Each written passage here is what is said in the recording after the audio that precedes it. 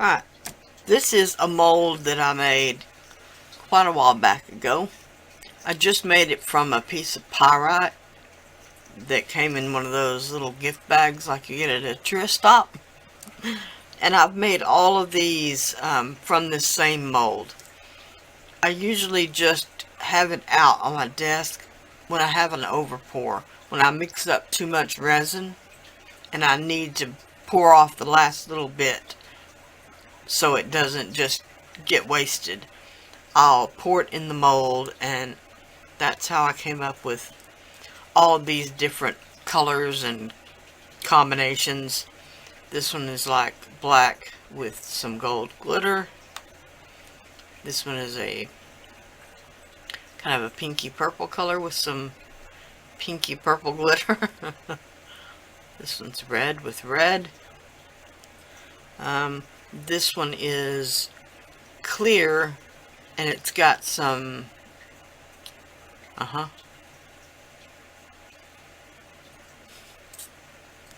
gold flower soft in it. Just a tiny little bit, but it really does have some nice sparkle in it. Alright, same thing. This one's just blue with some, I actually think it was with some white macro pearl-ex, which has bigger flakes of mica powders than just the regular pearl-ex. This one, of course, has some blue glitter in it. This one, I'm not too sure about. It probably just has some brown alumilite dye in it. This one, these are both just the white, but this one had just a drop of the Native American skin tone in it, in the Amazing Casting Resin, as opposed to the rest of them are Amazing Clear Cast. This one has some more yellowy gold. This one is a fun green. I love that one. This one is purple alumilite dye with some purple alumilite powder in it. Some turquoise with some turquoise, but I poured this one in 2 layers. Another gold, but this time I put the gold glitter in a just clear resin. This one I did use a drop of color in. This one is the ocean blue alumilite dye. This one is a drop less of the alumilite dye and some gold glitter. Alright, so just an idea of what you can do. This one is the just alumilite dye, just in clear, and this was a black drop of black alumilite dye. Alright, so I'm going to actually see what I can do with some of these, and that's going to be my project for today, so I'll be back. Another thing I wanted to say before I get started is these were all cast using Amazing Casting products, either Amazing Casting Resin or Amazing Clear Cast. I don't know about other brands, but Amazing Casting products, resins, will hold up in the oven at polymerclay temperatures. So, I use them all the time. So you can give it a try yourself. I'm going to try and make a bracelet, I'm thinking. So, I'll be back. Alright, I changed my mind. I'm going to actually make a ring instead. Alright, I've just got my smallest cutter right here, which is just about my ring size. I'm going to use that for the mold or ring die. And I'm just going to cut a shape. Oh, sorry about that.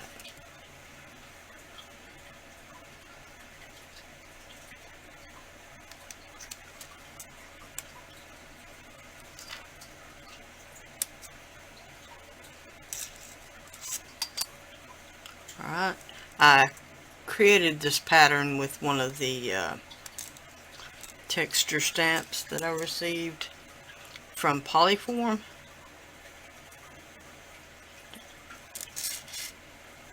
I think it's, I don't know what it's called. I'm no help.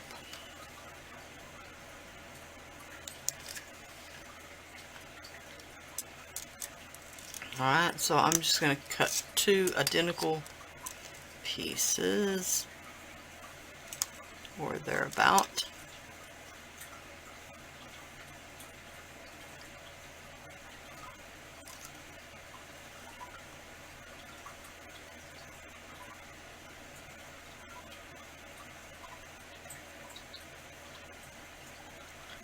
And form them around the circle cutter. Alright.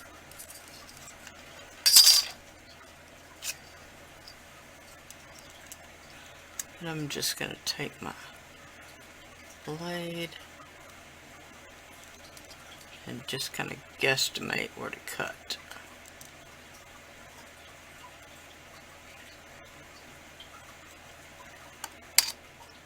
Alright, something like that.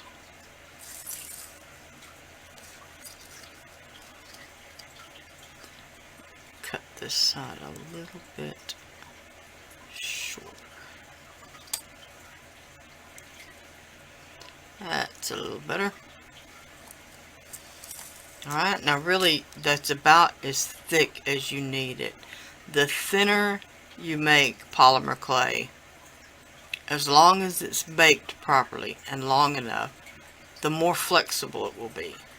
The thicker, the less flexible it will be. Alright, so now I'm just going to take this bit and I'm just going to pick one of these.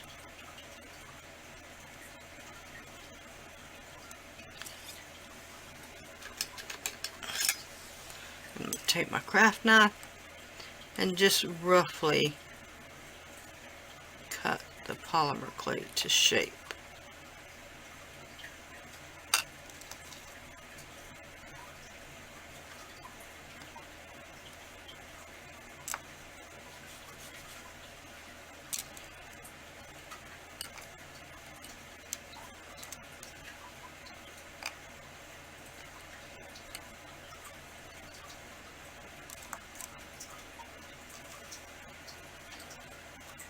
Now it doesn't, of course, need to be exact. This is just going to be the base under the stone. Alright.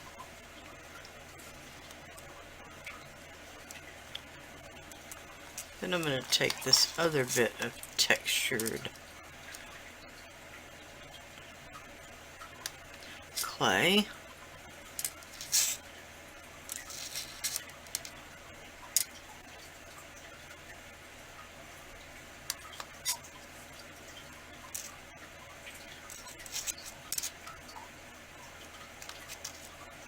And I'm going to start to make a bezel around the stone. Right, so I'm going to do the same thing with both of these little bits of textured clay.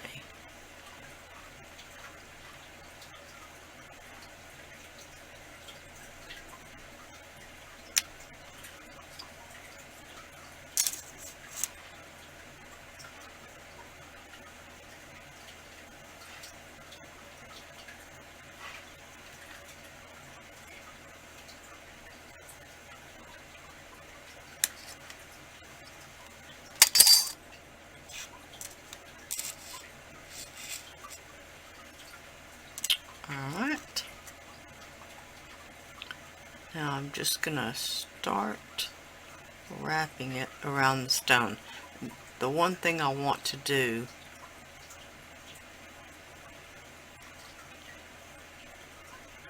is to make it follow the contours of the stone.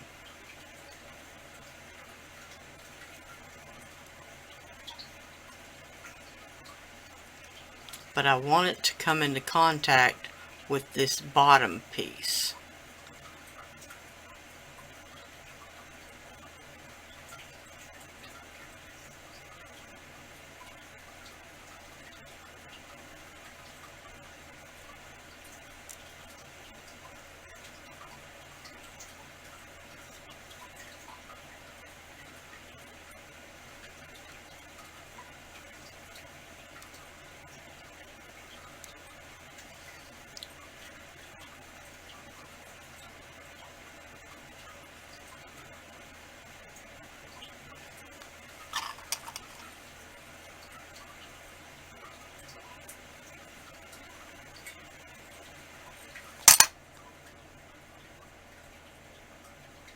Alright, once again, I'm beveling the edges of this bezel so it will make it easier to cut and connect.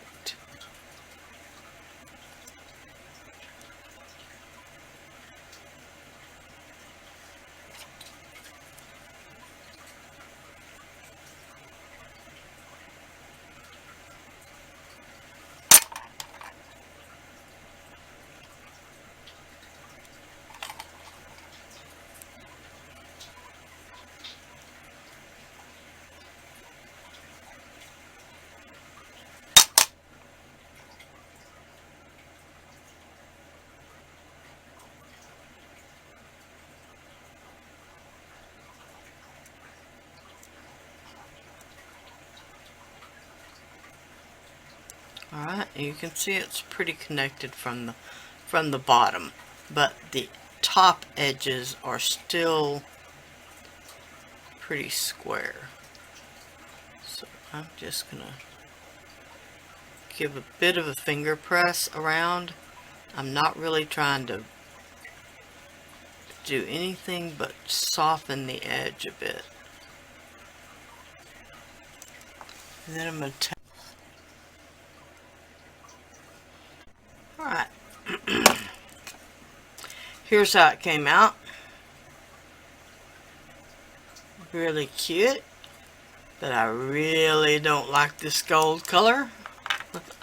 Don't know why, it's just not my favorite. So I'm going to give it a little paint job.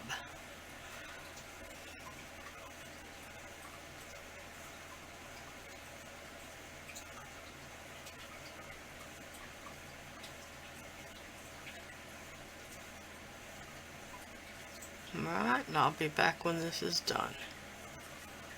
Alright, now I apologize, that was the Champagne Gold, the Dazzling Metallics by Deco Art. Alright, here is the finished piece. I really think it turned out pretty.